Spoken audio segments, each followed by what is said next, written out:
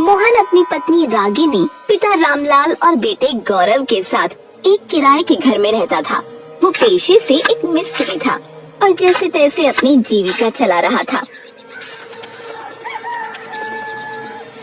पापा, मेरी फीस जमा होनी है। हाँ हाँ, ये लो बेटा।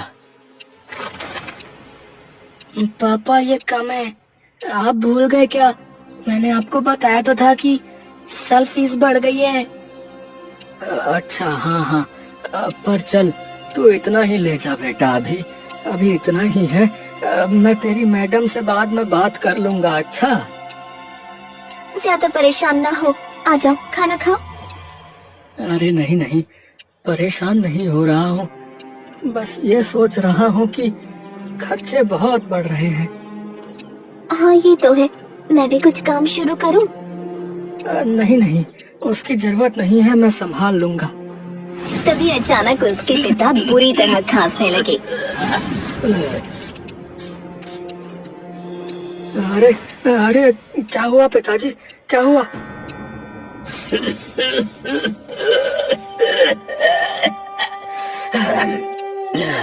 अरे ठंड लग रही है बेटा, बहुत ठंड लग रही है। रागिनी, एक और रजाई लेकर आओ, जाओ जल्दी से।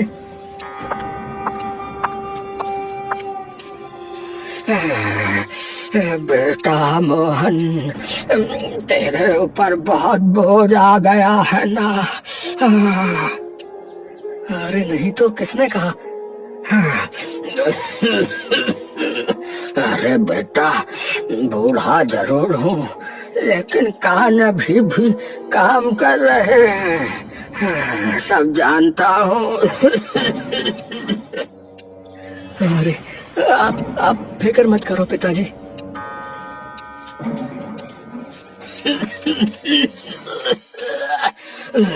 वो तो भला हो हमारे मकान मालिक प्रकाश लाल का। मैं यहाँ 40 साल से रह रहा हूँ, तब से उन्होंने किराया नहीं बढ़ाया।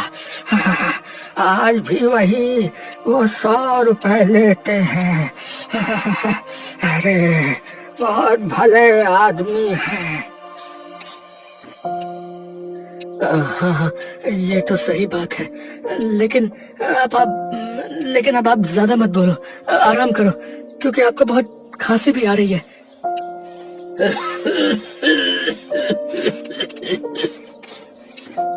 रामलाल खांसते खांसते सो गए।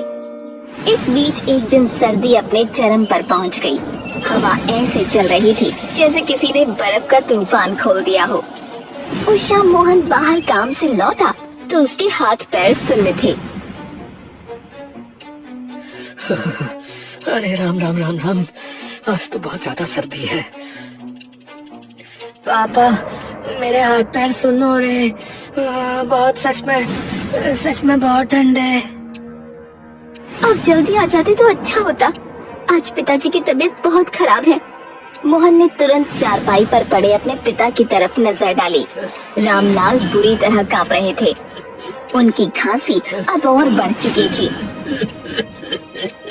अरे पिताजी, क्या हो गया आपको पिताजी?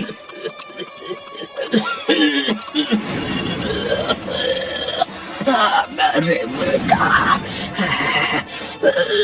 आज की ठंड मेरा दम निकाल रही है बेटा।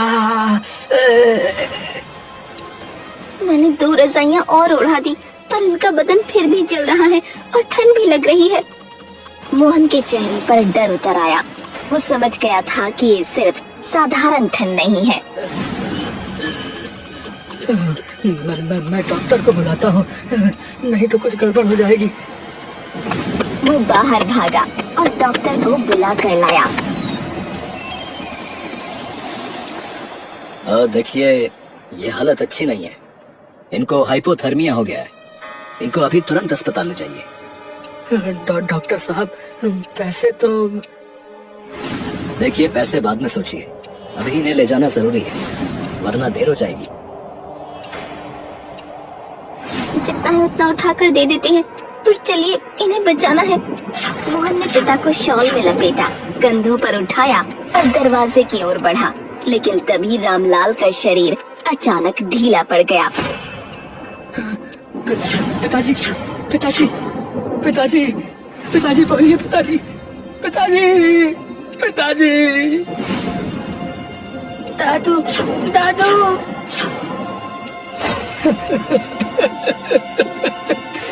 पिताजी। हे भगवान, ये क्या हो गया? रामलाल दुनिया छोड़कर जा चुके थे। मोहल्ले वाले इकट्ठा हो गए। डॉक्टर ने दोनों हाथ जोड़ दिए। देखिए, मुझे अफसोस है, ये अब नहीं रहे। मोहन जमीन पर बैठ गया, चेहरा दोनों हाथों में छिपा लिया। गौरव रोते रोते हिलने लगा। रागिनी बाप जैसे ससुर को पकड़े बैठी रही। फिलहाल अब अंतिम संस्कार के सिवा करने को कुछ नहीं बचा था, तो वही कर दिया गया। उनका मकान मालिक प्रकाश लाल भी आया। मोहन, मुझे भाई बहुत दुख है। तुम्हारे पिताजी बहुत सीधे और नेक आदमी थे। जी जी भाई साहब जी। लेकिन अगले ही दिन प्रकाश लाल दोबारा उनसे मिलने पहुंचा। मोहन समझा शायद सांत्वना देने आए हैं, लेकिन बात कुछ और ही थी। अरे आइए आइए भाई साहब, बैठिए। नहीं नहीं, मैं बैठने नहीं आया, एक जरूरी बात के लिए आया हूँ। कैसी बात? देखो मोहन, मैं आपके पिताजी की वजह से किराया नहीं बढ़ा रहा था, पर अब जो है हालत और जमाना दोनों बदल गए हैं, समझ रहे हो? मतलब देखो भाई, मतलब ये कि अब से किराया 100 रुपए नहीं बल्कि 1000 रुपए होगा। हाँ। मोहन के चेहरे का रंग पल में उड़ गया। क्या 1000 रुपए? आप मजाक कर रहे हैं क्या? बिल्कुल नहीं, साफ साफ बोल रहा हूँ। अगर दे सकते हो तो रहो, नहीं दे सकते हो तो फिर घर खाली कर दो भाई साहब। अरे, दादाजी की मौत के अगले दिन भी कोई ऐसे बोलता है क्या? प्रकाश भाई, हम कब से यहाँ रह रहे हैं। आप जानते हैं कि मैं वक्त पे किराया दे देता हूँ। मेरे पिताजी की चिता की राख भी अभी ठंडी नहीं हुई है। देखिए, मुझे भावनाओं से फर्क नहीं पड़ता है मोहन भाई। जमाना बदल गया है, मेरा भी खर्चा है। बताओ, रहोगे या जाओगे? अरे 1 महीने की मोहलत और दे दो भाई साहब, मैं कुछ कर लूंगा। अरे 1 दिन की भी नहीं दूंगा भाई साहब, शाम तक घर खाली कर दो, बता रहा हूँ। वो मुड़कर चला गया। रागिनी और मोहन हैरान खड़े रह गए। अरे चलने की तैयारी करो। पर अरे मैंने कहा ना, चलने की तैयारी करो। थोड़ी देर में मोहन ने पुराना बक्सा, कुछ कपड़े, 1-2 रजाइयां इकट्ठी की और घर से बाहर निकल आए। ठंडी हवा उनके चेहरे पर कोड़े की तरह पड़ रही थी। हे भगवान, हम जाए कहाँ? कोई कमरा देखते हैं, हिम्मत रखो। मोहन ने बहुत कोशिश की, लेकिन 1000 से कम किराया कहीं नहीं था।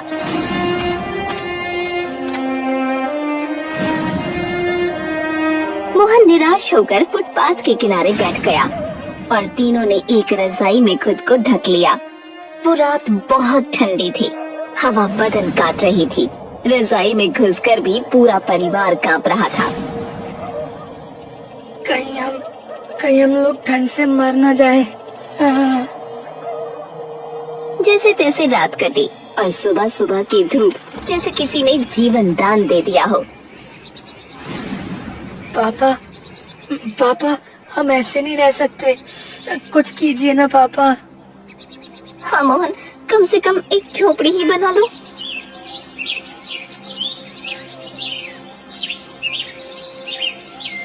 हाँ ठीक है, जो मिलेगा उससे बना लेंगे, कुछ भी करके। मैं भी आपकी मदद करूंगा पापा। मोहन गौरव कबाड़ी वाले के पास गए। किसी से बोरी मिली, किसी से फटी टाट, किसी ने पुराने भूसे की बोरी दे दी।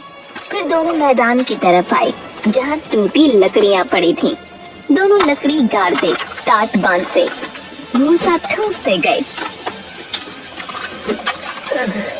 पापा जल्दी करिए, ये भाग रही है।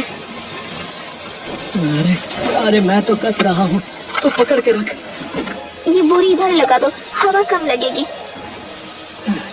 बस थोड़ी और मेहनत, फिर हमारा घर तैयार हो जाएगा बेटा। भूसे की खुशबू, टाट की खड़खड़ाहट और तीनों लोगों की सांसें। मैदान में बस यही आवाजें थीं। आखिरकार शाम तक एक छोटी झोपड़ी खड़ी हो गई। देख बेटा, घर बड़ा हो या छोटा, उसमें प्यार हो तो ठंड भी हार जाती है। पापा ये झोपड़ी ना हमारे लिए ना महल है। हाँ, क्योंकि इसे हमारे हाथों ने बनाया है। भूसे की झोपड़ी खड़ी तो हो गई थी, लेकिन अंदर की सर्दी किसी जंगली जानवर जैसी थी, घुसती, काटती और बेचैन करती। रात ढल रही थी और आसमान पर बादल ऐसे घूम रहे थे जैसे ठंड को और गहरा करने की साजिश कर रहे हों। मोहन, दागिनी और गौरव ने अंदर की टाट की दीवारें ठीक की, भूसा दबाया और रजाई में सिमट कर बैठ गए। पापा ये हवा तो झोपड़ी के अंदर भी आ रही है। मैं देखता हूँ बेटा, तो रजाई कसकर ओढ़ ले बेटा। हे भगवान, ये रात कैसे कटेगी? भूसा भी ठंडा हो गया है। हवा की आवाज झोपड़ी के ऊपर ऐसे पड़ रही थी जैसे कोई भारी चीज धकेल रहा हो। बाहर से सरसराहट, टाट की खड़खड़ाहट और भूसे की आवाज सब मिलकर डर पैदा कर रही थी। और अचानक एक तेज झटका आया जिससे झोपड़ी की आधी छत धड़ाम से अंदर गिर पड़ी। भूसा चारों तरफ उड़ गया। रागिनी चीख उठी, सर पर गिर जाता तो क्या होता? पापा जल्दी ठीक करो, ठंड लग रही है बहुत। मोहन बिना एक सेकंड गंवाए बाहर भागा। हवा काट रही थी, हाथ तुरंत सुन्न हो गए, पर वो लकड़ी को संभालने लगा। हे हवा, जरा तो रुक जा, जरा मुझे अपनी छत को ठीक करने दे।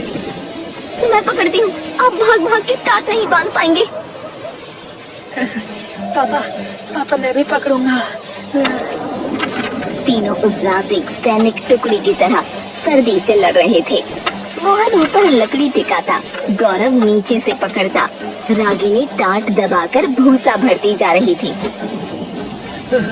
कसकर पकड़, कसकर, नहीं तो फिर गिर जाएगी। पापा मेरी उंगलियां जम रही हैं।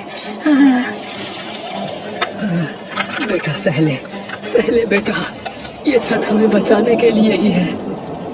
2 घंटे की मशक्कत के बाद झोपड़ी फिर खड़ी हो गई। अगली सुबह धूप निकली तो कुछ आराम मिला।